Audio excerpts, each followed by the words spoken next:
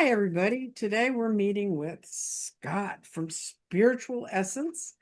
That's what it is called, right?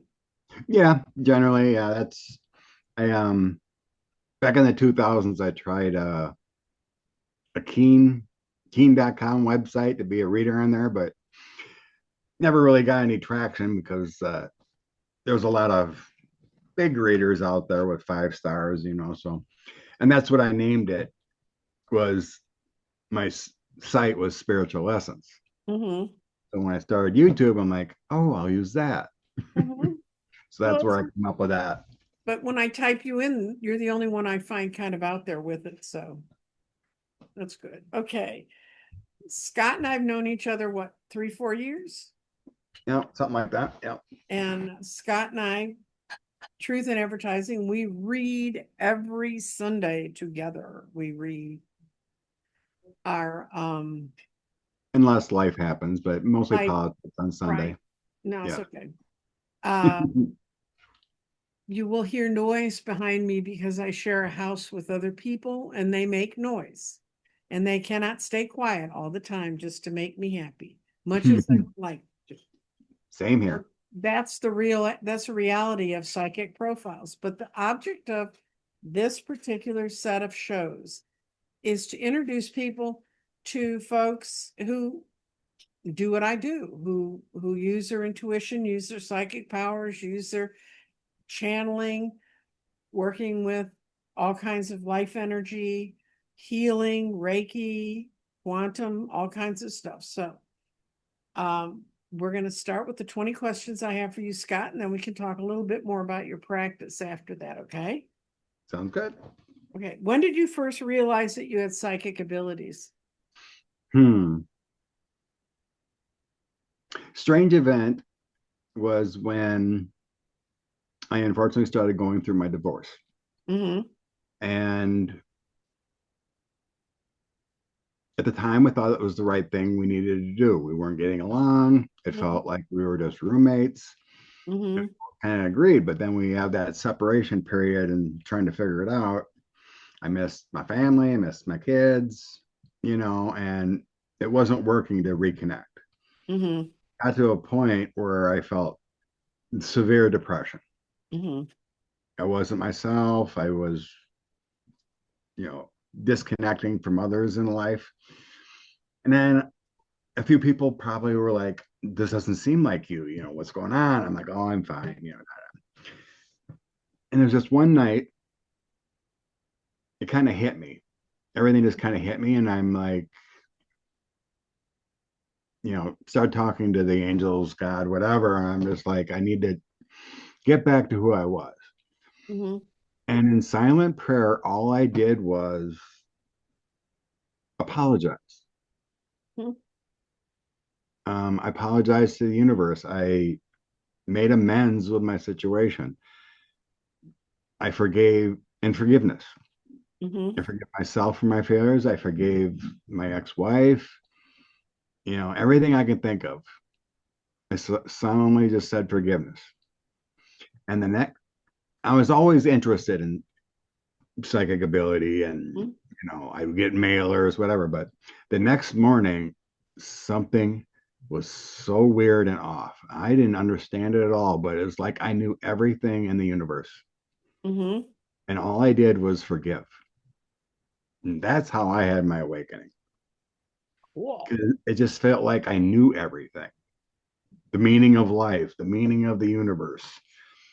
And I knew when someone asked me a question, I just knew answers. Mm-hmm. My ex-wife used to always say, well, you think you're right all the time, don't you?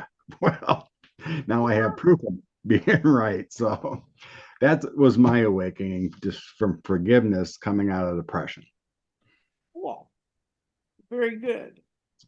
Um, is there a single aha moment? Well, you just explained to us. It was sort of like it happened in that day. Then how did you gradually grow into your power? Um, Trying to understand it. I did reach out to other readers on that site I mentioned, Keen, because that was my only connection to Mm-hmm. anything. And I met a few lovely ones, and they helped me understand what was going on Mm-hmm. because I was like, this is different. Mm-hmm. It went from becoming an interest to how do I use what's going on and why. And so that was how I kind of, and then it gradually trying to open up to others Mm-hmm. within my family. So I just kind of like my sister and my half sister, I started reading for them a little bit because I opened Mm-hmm. up and they're like, oh, yeah, that's going to happen or that's true or. So then it kind of expanded gradually through people I trusted Okay. to read for them, to open up. Did you notice any experiences as a child? Once you woke up, you went, oh, this is like before, and you closed it down, or do you not have any experiences from your childhood? It was mostly just dreams, Okay. weird dreams like being able to fly, being able to meditate things, um, out of body type experiences of Mm-hmm. floating. That was pretty much it. No real experiences. I had severe fear of death. Mm-hmm. Like I would not go to funerals. My grandma died when I was like 12 or 11. I would not go. Mm-hmm. So afraid to see a dead body, so I had a fear of dying or fear of death when I was Mm-hmm. younger. Yeah, I went through that too. I just because I knew they weren't there and I couldn't understand what's all this hoopla. It's Yeah. you I know, never seen any ghosts or any kind of no. things like that or heard bumps in the night. Not until after 2004. After and then you woke up to it. Okay, how you opened up to family members. How did you other were there others you shared your experience with? And was it supportive or was it skepticism? Um, so I have four siblings. Mm-hmm. Two were like, okay, whatever. And the other two were interested. Mm-hmm. My one sister I'm closest to um, was actually kind of jealous. And he's like, Oh. why can't something like that happen to me? Mm-hmm. Why can't I be more open? I'd love to get answers from the universe, but she's just like, I guess it's not my time. And then my half sister, who was in high school at the time, or no, college, she may have been a senior or going to college, Mm-hmm. but we talked quite a bit. And she was actually opening up a little bit at the time Mm-hmm. because she was like going to classes, whatever, and she knew people's signs beforehand. And her classmates would just kind of joke. I don't know if it was a connection just being with me and Mm-hmm. being interested, but she had an opening, and it's like, um, and her classmates, she would say things, like a prediction or something that's happening. And this classmate or whatever in college would be like, what are you psychic? And she just kind of laugh it off. Mm-hmm. But she's never delved into anything like that before. But other people, there was skepticism, like my father and stepmother, severe. Mm-hmm. Uh, I had a lot of good conversations with my mother. She Mm-hmm. was open, and she actually seen psychics before, so she was open Mm-hmm. and was blessed to hear any information that I gave her in our little talks. Mm-hmm. Um, like some of my sister's friends that I guided and helped out a little bit, they were very open, and so it was a struggle here and there. Um, Me playing a lot of softball and whatnot, I had a lot of friends, and I could just kind of tell some would be like shun me, Mm-hmm. kind of, because that's not who they know me as, or so I kind of hit it a lot Mm-hmm. Yeah, and you're just not kind of alone. accepted who would be in my zone in my area. And then I ended up actually dating another medium for quite a while after the divorce. so, Whoops. so Spirit was bringing people together. Mm-hmm. It didn't work out. She didn't want to evolve with me, but that was kind of interesting that I ended up, but me meeting and dating this other medium my sister ended up getting married to her brother. Oh, That's how, family, keep it in the family. yeah. But they ended up divorced. But my daughter got her daughter she wanted. Hmm. She had a son. She always wanted a daughter. They had like a 10-year marriage, and he ended up not being all that great of a husband, but they did have that life experience, and she has her daughter, so, but by me dating her, my sister ended up meeting this guy, so, but, life's little chances of who you meet and whatnot. Did you go and seek training to explore your skills? Did you like find a, Just practice. just practice? Just practice. I did not seek any training, any meditation sessions, whatever. Just practice, um, You connect. started in you started in like 2004. So, Yeah.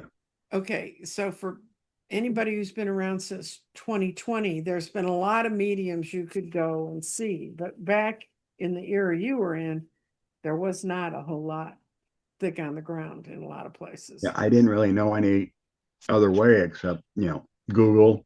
And I found that website Keen, which I met a few people from, you know, one from New York, actually two from New York and another from California, Hmm.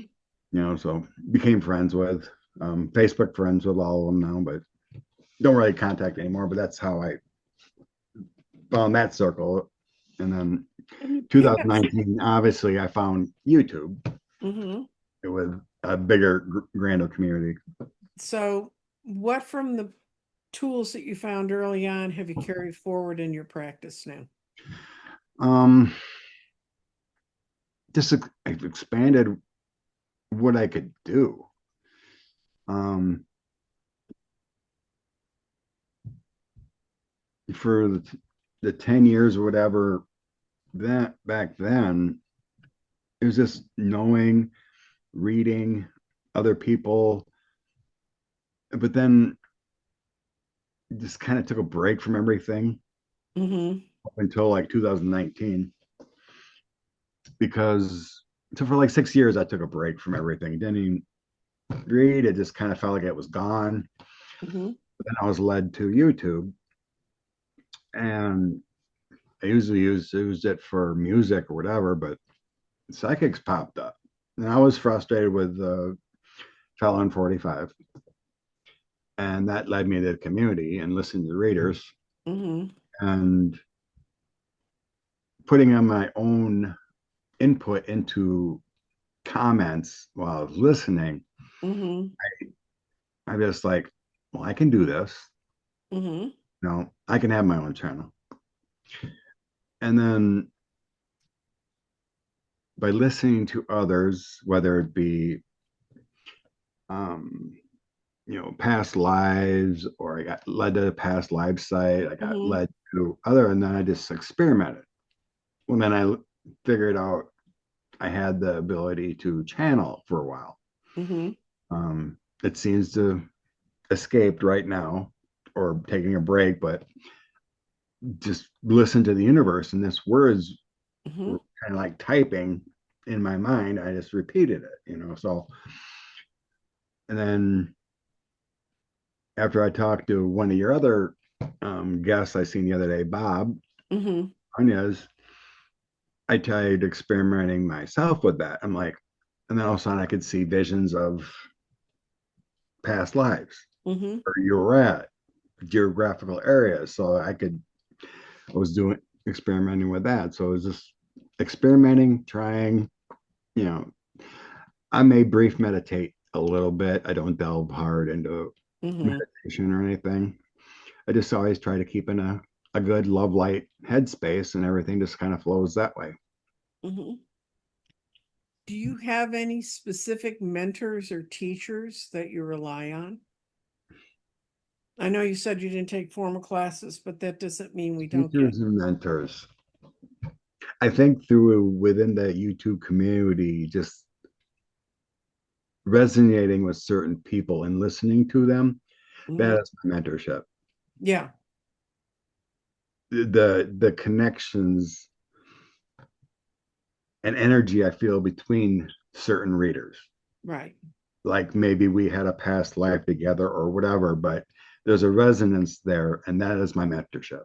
Okay. This listening and flowing with those people. What what's the best piece of advice that you've gathered that way that has to do with your practice? Just staying happy, Mm-hmm. letting go of things, being that love light consciousness. Because when you're frustrated, you can't connect. When you're down or worried, you can't connect. Mm-hmm. It isn't a positive experience within your own energy force to connect with the universe. Um, everyone's got their own abilities, Mm-hmm. different connections, different way of flowing, different way of reading cards or dowsing rods or whatever. Um, everyone's got their own abilities, so not being in a jealous kind of space either. Like, oh, I wish I Yeah. could do that. You know, embrace everyone as they is. But if you just stay in your love heart space, and well, let's say if your an ex-wife gets you upset, just blow it off. Mm-hmm. You know, whatever. I'm here for my daughters. I don't care what's going on in this part of the realm. I'm Mm-hmm. going to keep myself happy and share with my daughters instead of making this side bring me down. And that has helped a lot too with my health, Yeah. my my back, my feelings. Of course, things happen in life. You can't, but as a whole, you feel a lot better if you keep yourself high vibe. Right. That's how we grow, is Yeah, by having to put up with this. Okay. How do you tell the difference between psychic impressions and your own imagination?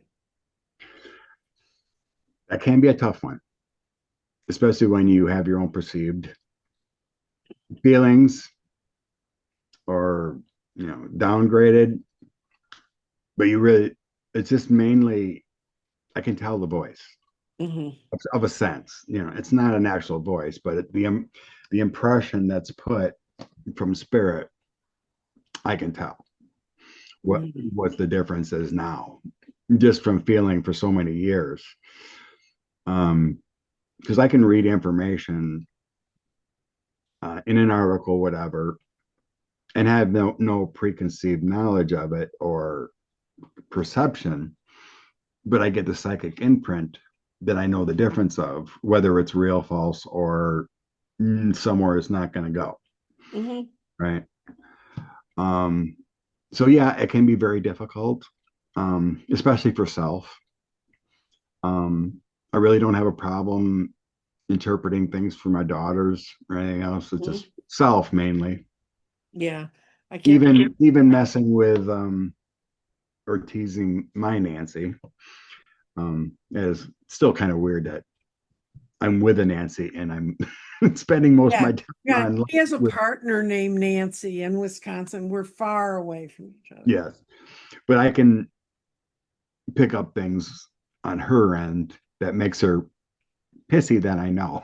You know what I mean? Yes. Yeah. That. So I don't have a problem with anyone but myself. Generally I can, you know, sense what's right and wrong, of course, but you can't, it's nearly impossible to read for self. Yeah. I think there's, unfortunately, even though they keep telling me you're 4 and 5D, and I'm like, no, I still have too much ego. I can't read for myself. Were there moments where you doubted yourself? All the time. And how do you push Um, through that? um, because you never know what's right until you get Mhm. confirmation.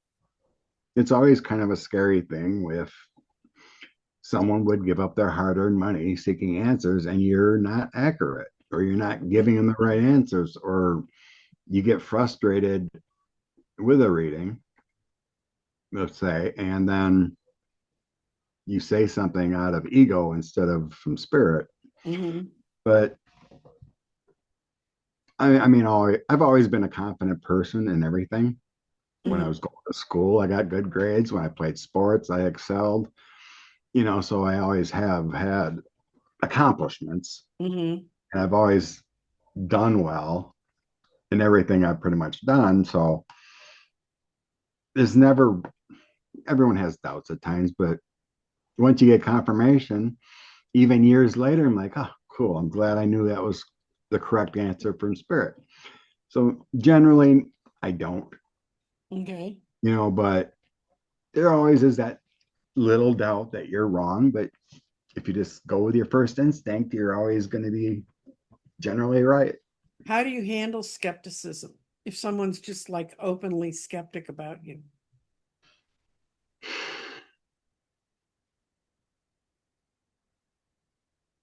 I guess the best example would be dealing with my parents, my mom or my stepmom and dad.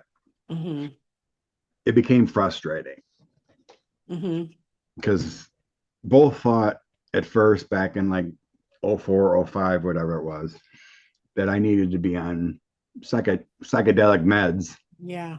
because they thought I was crazy. This is pill time. Okay. But I got kind of frustrated, but I kept saying, in speaking with spirit, please show me proof. And Mm-hmm. anything they ask, give me proof, quick proof, so they stop thinking I'm cuckoo. Mm-hmm. And it happened. I gave proof, Mm-hmm. and they kind of eased off the I'm crazy thing because it's something they never been around or even talked about, Yeah. right? And I they know. were worried, so I showed proof to my stepmom about what's going on at the house, their house. Mm-hmm. One time there was not, she was alone. There was knocking on the door. The garage door was the extra garage door was going up and down by itself. She thought there was bird strikes on the house. So I went up there and showed her, and I looked around the house and I'm like, nope, there's no footsteps. There's no one here. There's no birds. There's no electrical problem with the garage. And she goes, well, what can be going on? And her father just passed away 2 weeks before. Oh, Dad's trying to say hi. Yeah. And she didn't want to accept it. And so we're in Wisconsin. Dad passed in Long Island. And I remember her saying, like, how can my dad be here when he died in Long Island? Well, I'm like, ma, spirit doesn't have distance. mhm. And you're denying what's going on here. This is a spiritual thing that's going on. They're manipulating the garage. She's trying to give you a sign. There's no one up here trying to break into the house because there's Mhm. no footsteps in the snow. This is Yeah, see, your dad reaching out. you cheat in Wisconsin. You have months where you have snow to look for footsteps. We never have that here. So then with my dad, I showed him plenty of things on the farm. Mm-hmm. Um, like if something needed repair, he would just jokingly, okay, smart guy, what's wrong with this before we even look at it? And I tell him Mm-hmm. what's wrong with it before we find out that was correct. Just little things like that. But the ultimate proof was when I told him when he was going gambling, I told him to play a black tie $20 machine, Mm-hmm. you know, and he usually just went to play blackjack. So he was getting ready to leave, and I asked Spirit, I go, give me something while he's there to Mm-hmm. get a win to prove that you're real. Mm-hmm. I'm not gone. So when I started thinking about it, I started getting black tie. I felt my neck. I go, black tie, play black tie machine. Mm-hmm. I called him up and I said, when you're playing cards and you see a black tie machine, go play it. Mm-hmm. And he's just like, okay, whatever. Well, he ended up winning $10,000 off a black tie machine that night. Well, that'll do it. So proof like that. Mm-hmm. Yeah, we cannot always promise people proof like that, but No, but it was for my sanity and Mhm. my dad's acceptance. Right. And then after my mom passed, it did help him in a way too. Mm-hmm. Of we had a few talks after my mom passed. He became emotional, and the prior talks and whatnot leading up to this, that spirit is real. We don't die. Mm-hmm. My dad always said before, oh, we die, we're worm food. That's it. Mm-hmm. He had no beliefs of other. Mm-hmm. So I think it brought a consciousness after my mom passed. Good. So it helped. Good. Yeah. Okay. Have you ever gone through weak and strong phases where you felt your power was really in a good Yes. place? And then when you hit a weak patch, how do you build yourself back up? How do you bounce Um, back? Or do you? I think it's more meditation. As far as patches go, I think it has to do with the guides. Mm-hmm. Who comes in, who comes out. There's different times in our lives that guides aren't needed or a different guide is needed. Let's say when you're going through grade school, you would need a different guide than you would when you're going to college. Mm-hmm. It's transformations and separations. Um, like in 2004, I kept seeing my great grandma Ida in my head. I didn't know who it was at first. Mm-hmm. I just kept, after I woke up that next morning, I seen this vision of this lady. I'm like, who's this lady? I couldn't get her. When I think about it, I couldn't get this vision of this lady out of my head. Mm-hmm. So I think my great aunt Ida was there to guide me for a while, Mm-hmm. give me this gift to show me, right? Mm-hmm. And then I think she moved on. About 2013, I didn't see her anymore. So I Mm-hmm. think she reincarnated, her job was done, or went elsewhere, right? And then I think the same thing happened in 2019. I started getting the impression of my great grandmother. So I'm seeing this and feeling this different energy around me. So I think the changes a lot of times have to do with who's guiding you too at the time. Some, you know, some great psychics and had the same one. It never leaves. Yeah, But I have in the my same case, one. I've had what's that? Addie, Addie was with me, and I knew I had a guide. I didn't know what her name was, and I went to a um, Brian Weiss with Many Lives, Many Master. I went to a weekend thing he did, Hmm. and he said we're going to meet our guides now. And I thought, oh, good for you, because I knew about guides, I knew all about them, but I never really felt that they were there. And he put us in a meditation, and I met her face to face. And I was 60 years old, guys. This is not like a spring chicken story. And I looked at her and I said, um, hi, I'm Nancy Jean. She said, yeah, I know. And I said, well, I don't know your name. And she said, my name is Addie. And that started the whole thing with Addie. And she explained to me about the life she'd come into this world in. She came over on a slave ship from Africa to help her guide her people, but she'd always been a higher born spirit. Anyway, she explained to me what my spiritual journey was.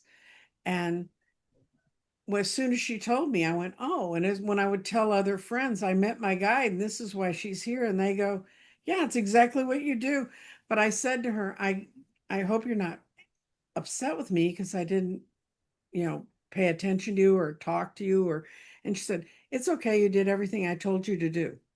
So as long as you're doing everything they're telling you to do under my guides, and then I have Giant Frank, who's my protector, but yeah, guides can be and so I've always had the same ones, but I have a lot of friends and their guides come and go and they change as Yeah, things change around them. that's that's been my progression. I've had different ones coming in right now. Um, After my great grandmother left a bit ago, and this is because I don't sense her energy anymore. Mm-hmm. And I think this is when I lost the ability to channel or was told to stop. Mm-hmm. And I don't sense her energy anymore. So maybe she reincarnated into a new life or something. All I sense now is like a God sent spirit energy. I don't know name. I haven't figured it out Mm-hmm. or who it is because I still get senses. I still Mm-hmm. get answers, not as strong as when my great grandmother was there. So I'm going through a transition again. Mm-hmm. Um, I don't know. They don't tell me, they don't say, okay. And this November, we're going to send you another guide and you're going I to be know even that more powerful. it's not No, like they show you the plane ticket they flew in on. Believe. no. So I'm just going with the flow right now. And What do you do to protect your energy? I like symbols.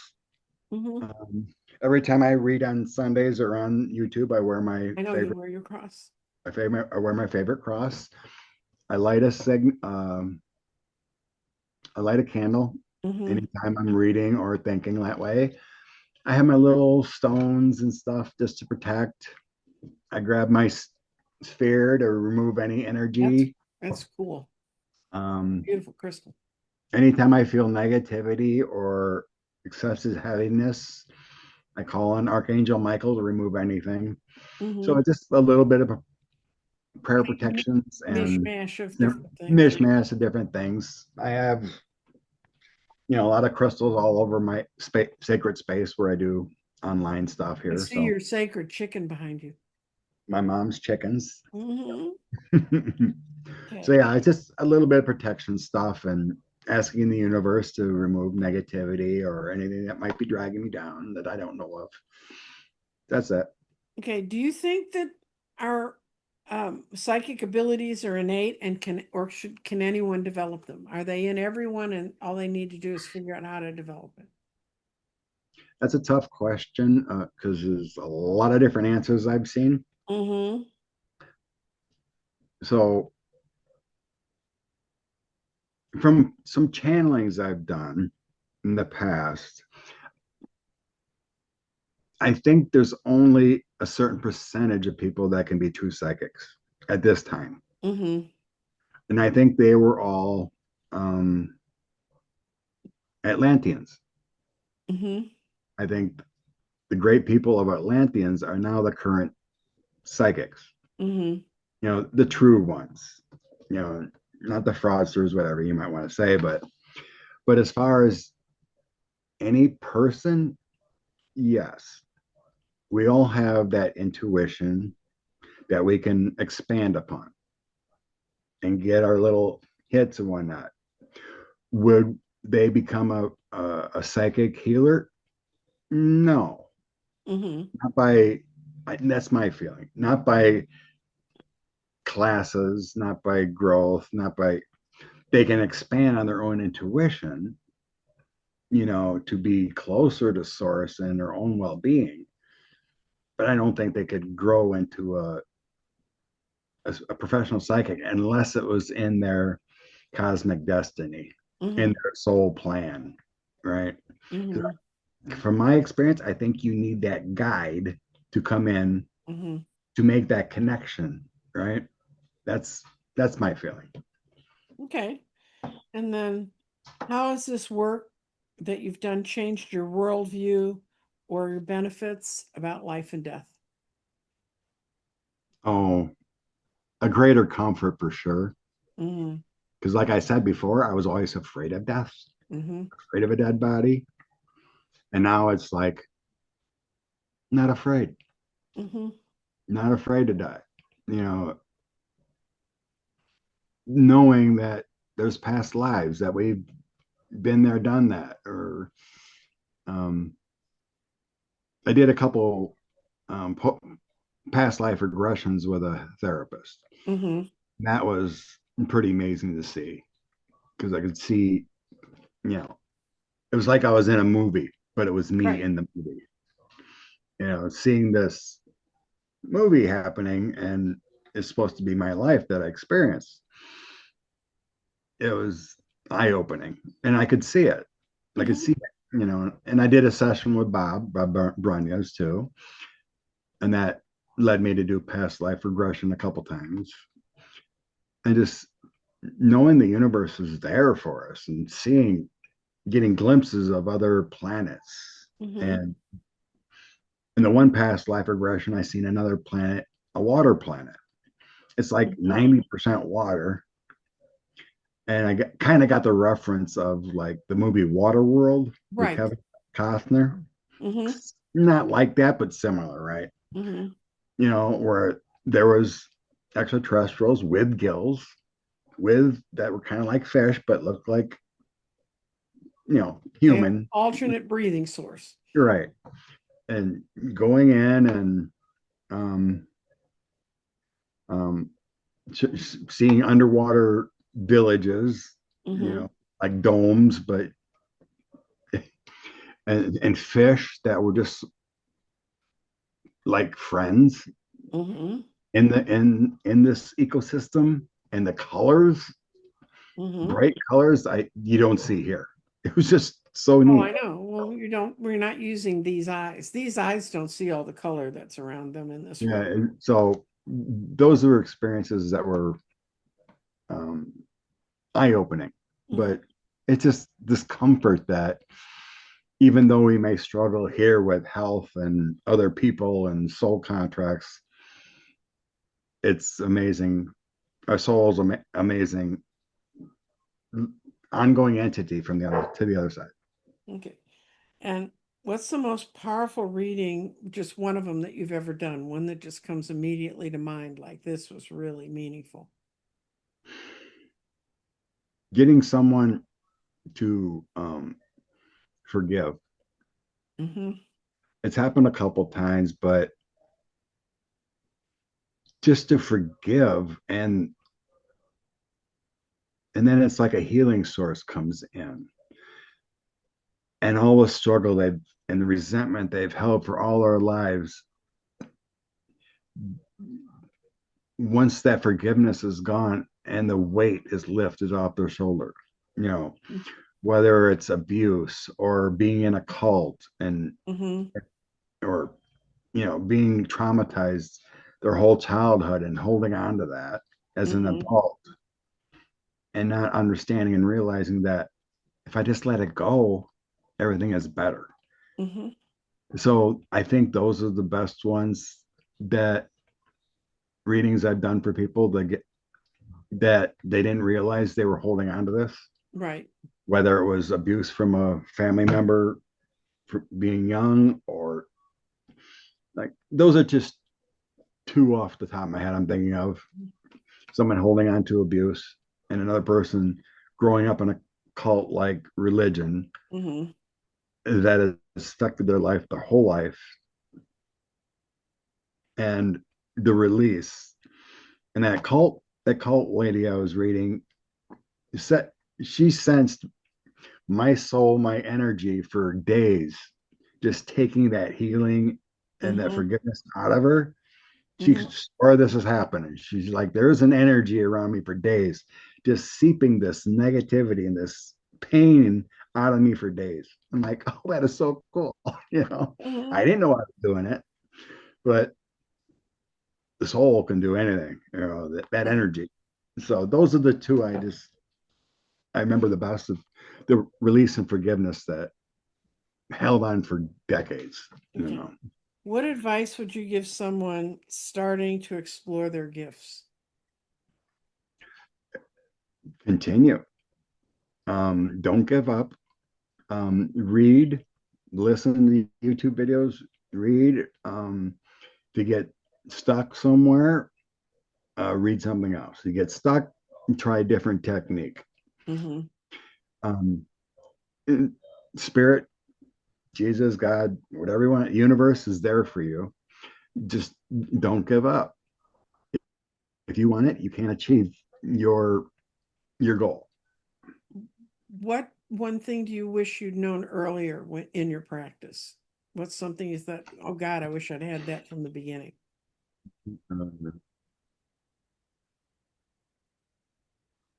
I mean, everything's a growing lesson. So I guess there's no wish of a something, because we're not all God knowing beings, right? Mm-hmm. Everything's growth. I wish I would have guarded a little bit, Mm-hmm. because I was disappointed in others. You know what I Ah. mean? Because if I make a connection with someone, Mm-hmm. a reader, and I have these expectations, and then you get let down, You find out they're right? I humans. guess they're humans, right? Because I've made those some connections with certain people, and then I'm like, what? This can't be. You're not. that person? Mhm. Or how can you think this when our conversations were totally different, Mhm. right? So then I just said that had to disconnect from certain people Mhm. that weren't Mhm. within spiritual community.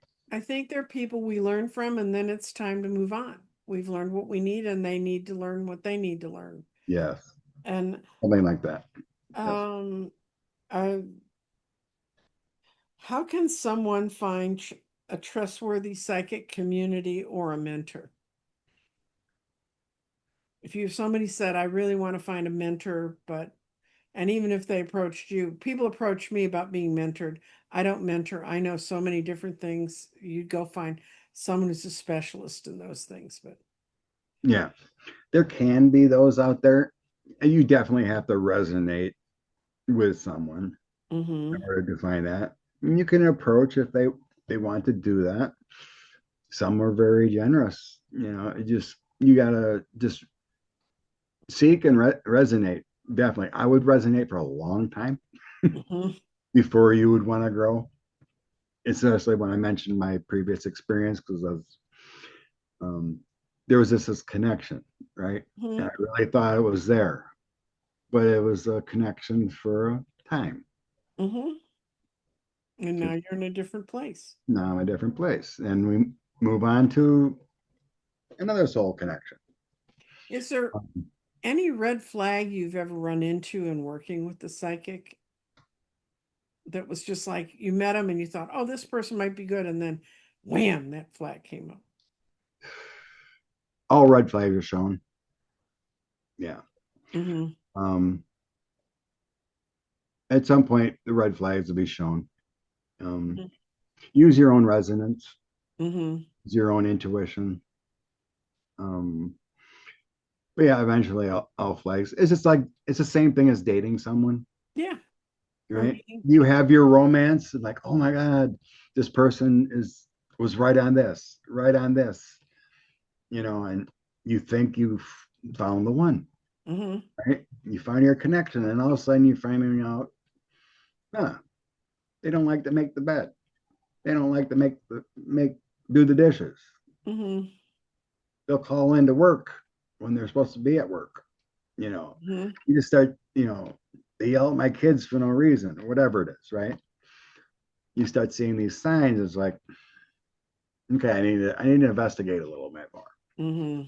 And then you start seeing and listening a little harder. It's like, well, that's not true. Mm-hmm. So like certain people will be like, you think they're doing no wrong, but then you start picking out what they're saying and maybe fact checking, and it's like, they're not the person I thought they were. Right.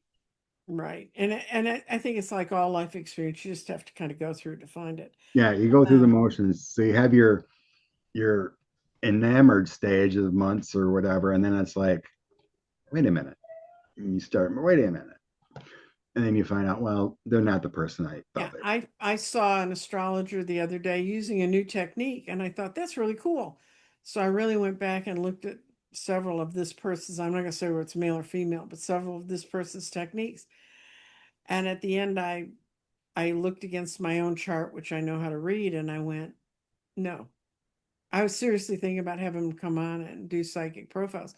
But I said, no, I don't think what they're seeing is right. And I'm going to let that boil around in the back of my brain, but they're not going to. Yeah, you got to figure I it have out. to feel like I'm not, I'm trying to invite people I think would interest people, show Right. them different ways to do stuff. And so you're to your last question. Okay. Mhm. Good. The biggest lesson you've learned in your psychic journey. Biggest lesson. I think it's do not judge. Do not judge anyone. Until um, I've always went like even in dating, I've always went into it like it's my last relationship, and I do not judge. Hmm. Right? And it, if someone comes, I mean, I haven't really done readings much anymore, except for personal people in my own space, not online anymore. But I never judged who they were. You know, I brought them in as a friend and did the best I could through spirit, and I never judged them. Mm-hmm. Um, and what I've found out um, is a lot of gratitude and appreciation for my own life, because Mm-hmm. we do not know what happens behind closed doors of other people's lives, That's right. and it becomes sad and surprising of what one may hear. Mm-hmm. Because there was a lot of sad readings, difficult times that people actually went through, and you can't judge because they're all one holy, loving spirit, Mm-hmm. whether they are misguided or just tormented. You don't judge. No, you do what you know how to do and leave it to the universe. Well, thank you so much for coming. And that's the end of Scott. And I will have information attached below on how you can reach him. Thank you for coming to Psychic Profiles. Bye.